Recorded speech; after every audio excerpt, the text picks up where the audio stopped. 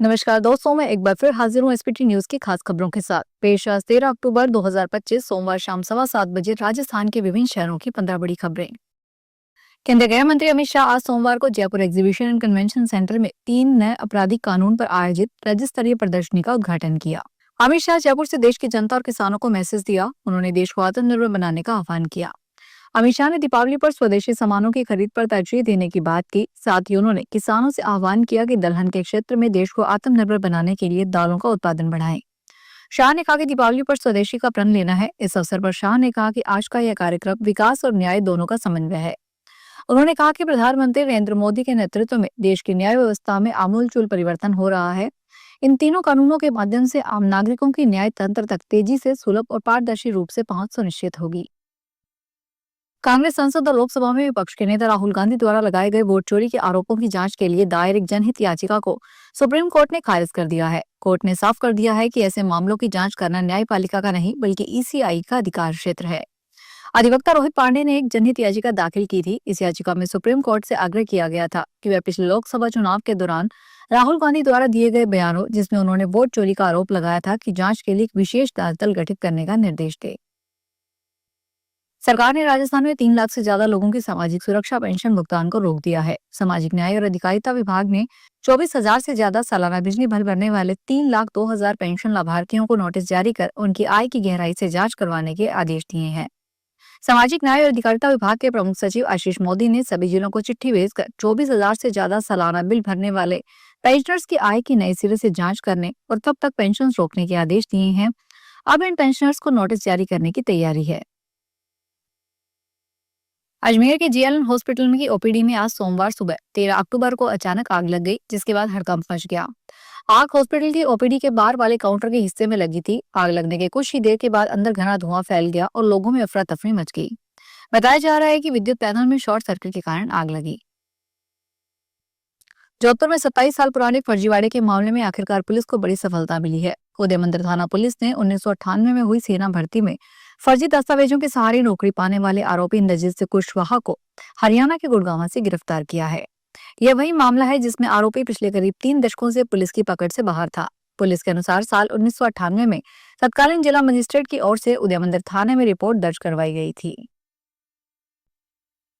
प्रधानमंत्री नरेंद्र मोदी ने सोमवार को नई दिल्ली स्थित भारतीय कृषि अनुसंधान संस्थान में आयोजित एक भव्य कृषि कार्यक्रम में देश भर के किसानों के साथ सीधा संवाद किया। इस अवसर पर उन्होंने किसान कल्याण और कृषि आत्मनिर्भरता को बढ़ावा देने के उद्देश्य से 35,440 करोड़ रुपए की 2 महत्वाकांक्षी योजनाओं का शुभारंभ किया।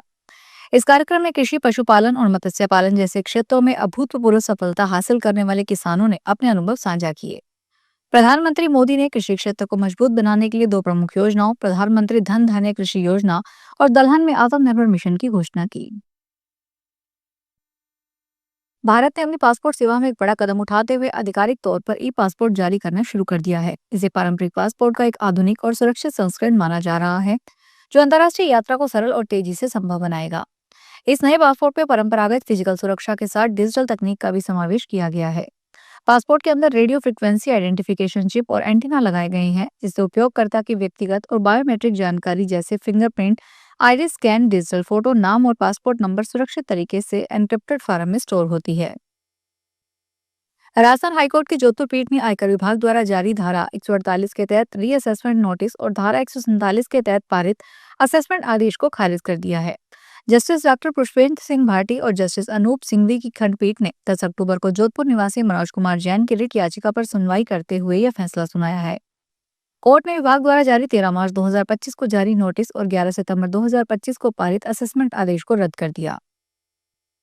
जैसलमेर जिले के तनोट थाना क्षेत्र में सोमवार सुबह एक बड़ा और दुखद हादसा हो गया। रामगढ़ से लोंगेवाला के बीच गमनेवाला गांव के पास भारतीय सेना की एक जिप्सी अचानक बेकाबू होकर पलट गई, जिससे एक मेजर की मौत हो गई, जबकि एक लेफ्टिनेंट कर्नल सहित 4 जवान गंभीर रूप से घायल हो गए।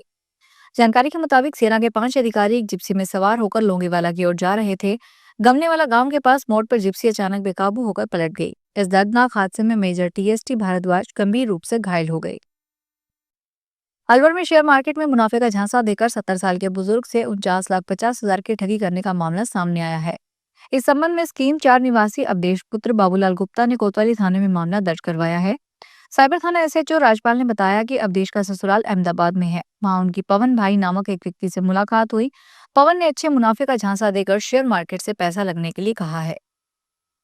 टोंक जिले में बारिश थमने के बाद भी बिसलपुर बांध में लगातार पानी की आवक बनी हुई है। बाद में रिकॉर्ड तोड़ 82 दिन तक पानी की निकासी जारी है। अब तक करीब 128 टीएमसी पानी छोड़ा जा चुका है, जबकि फिलहाल एक गेट आधा मीटर खोलकर प्रति सेकंड 3005 क्यूसेक पानी छोड़ा जा रहा है।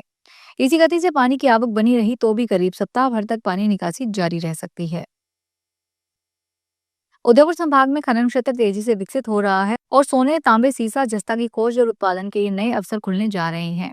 खान एवं भूगर्भ विज्ञान विभाग ने बांसवाड़ा जिले में घाटोल तहसील के काकरिया गांव ब्लॉक में प्रदेश की पहली गोल्ड माइन के लिए टेंडर प्रक्रिया शुरू कर दी है और इसे 3 नवंबर से खोला जाएगा। इसके साथ ही तांबा, सीसा, जस्ता खनन के लिए नए ब्लॉक की नीलामी की जा रही है। खनन क्षेत्र उदयपुर, बांसवाड़ा, चित्तौड़गढ़ और भीलवाड़ा जिलों में फैला है।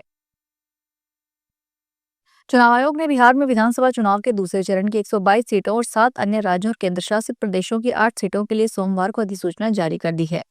इसी के साथ पंजाब के तरनतारन, राजस्थान के अंता, ओडिशा के नुआपारा, झारखंड के घाटशिला, तेलंगाना के जुबली हिल्स, मिजोरम के डप्पा, केंद्र शासित जम्मू कश्मीर विधानसभा के नागरोटा व बड़गांव के रिक्त सीटों के उपचुनावों के लिए भी अलग अलग अधिसूचना जारी की गई है। भरतपुर शहर में एक महिला ने स्थानीय व्यक्ति से परेशान होकर पानी की टंकी पर चढ़कर अपनी परेशानी उजागर की। थाना मथुरा गेट पुलिस ने मौके पर पहुंचकर महिला से बातचीत की और करीब 1 घंटे की समझाइश के बाद उसे नीचे उतारा। महिला का आरोप है कि रविंद्र नामक व्यक्ति उसे लगातार परेशान करता रहा और उसके साथ बलात्कार की घटना भी हुई है। महिला ने इस मामले में पहले ही मुकदमा दर्ज करवाया है, लेकिन उसका कहना है कि पुलिस ने अब तक कोई ठोस कार्रवाई नहीं की। राजधानी जयपुर स्थित प्रदेश की सबसे बड़ी सब्जी मंडी मुहाना थोक सब्जी मंडी में बीते 3 दिन से सब्जियों के भाव काफी चढ़ गए हैं। दीपावली से पहले सब्जियों की आवक घटने से सब्जियां महंगी हो रही है। आज थोक मंडी में अधिकांश सब्जी वासियों के दाम ऊंचे बोले गए। आज थोक मंडी में फूल गोभी के दाम 55 से 60 के बीच रहे तो हरी मिर्च के दाम भी आज 35 से 52 रुपए के बीच बोले गए।